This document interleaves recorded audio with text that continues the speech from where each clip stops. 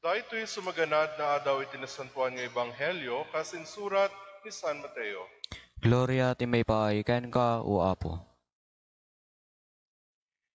Impakaammo ni Jesus kadagiti adalan na, masapol ang mapanak ijay Jerusalem, ket adu ti sa gabaek apam marparigat dagiti panglakayen, dagiti pangluwen a papadi, ken dagiti mamaestro iti linteg. Mapapatayak to, ngem mapagungarak to iti may katlong aldaw. Inyadayo basit ni Pedro ni Jesus sana binabalaw, Apo saan kuma akasta ti sasawem kinunana, saan to amaramid ken kadayta. Sinango ni Jesus ni Pedro ket kinunana, adaywanak Satanas, may saka alaped iti dalan ko, agsipod ta saan at ipagayatan ti Dios ti pampanunutem, no diket ti pagayatan ti tao. Kalpasan na kinunay ni Jesus kadagiti adalan na, ti agtarigagay a sumurot kanyak, masapol at talikodan na ti bagina, ibaklay na ti krus na, ket surutan na.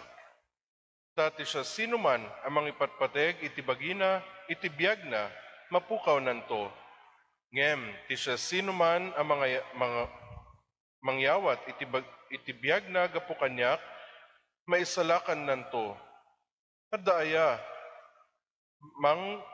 magungguna ti tao, no matagikwana ti entero alubong, ngem mapukaw na met ti biyag na, awan ti mabaling nga ited ti tao, apang subbot iti biyag na.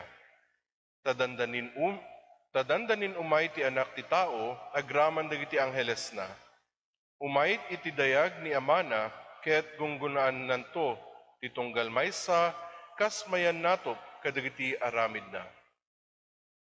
Ti Ebanghelyo ti Apo.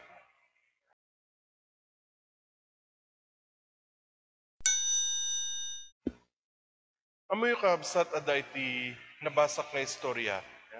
Nga iti may sa kanong ada kano ti may sa nga ama. Ket idi nariknana amo na nga na masakit una yan. Ket kunana siguro ti bagina dandanin siguro nga alaan nako ni Apo Dios. Iso nga ibingay-bingay kuman dagitoy ited ko kadagiti tallo nga anak ko.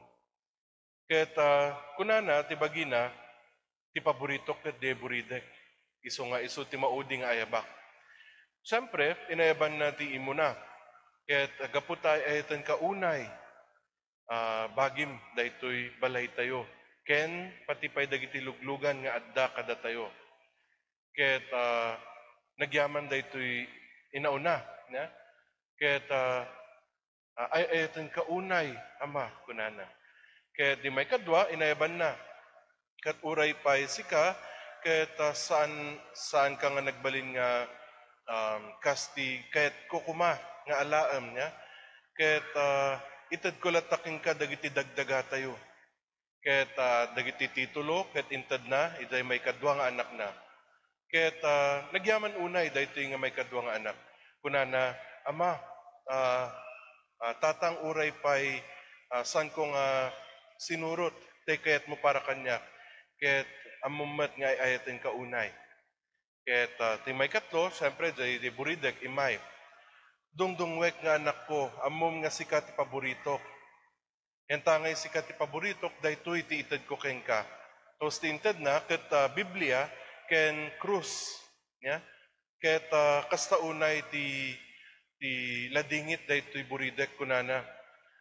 Tatang kunak no sakti paboritom, apay daytoy laeng ti inted mo.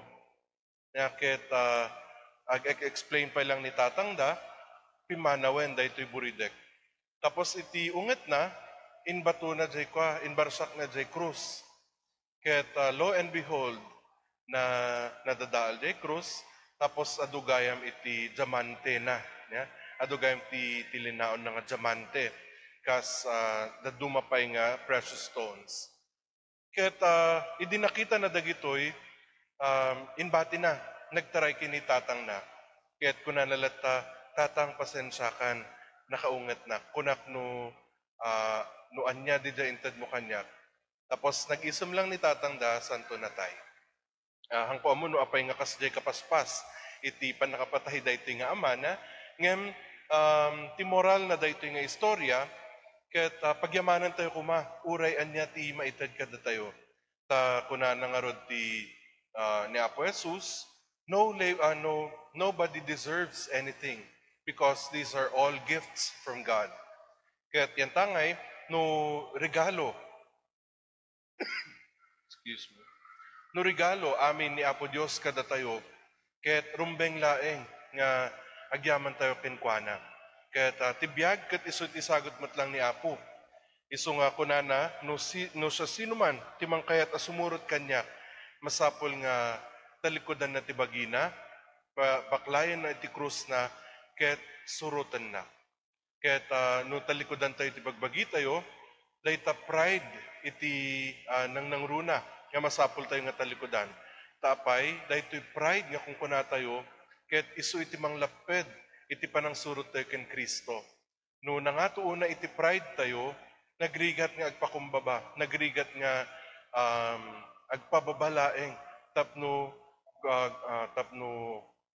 padasan tayo laeng nga sumurot ken Kristo nakarigrigat Apo. Ket no narigat daytan, narigrigat Apo nga agparintumeng nga agkararag. Di ba? Ket no agpakumbaba tayo, talikodan tayo iti bagi tayo, ket nalaklakan nga baklayan iti krus. Nangato pa lang iti pride tayo, ken napno ti unget, wanugura iti puso tayo, nagrigat nga baklayan ti krus tayo. Tapay, ti panangkita tayo gamin, ket nakadagdagsen dayta nga krus.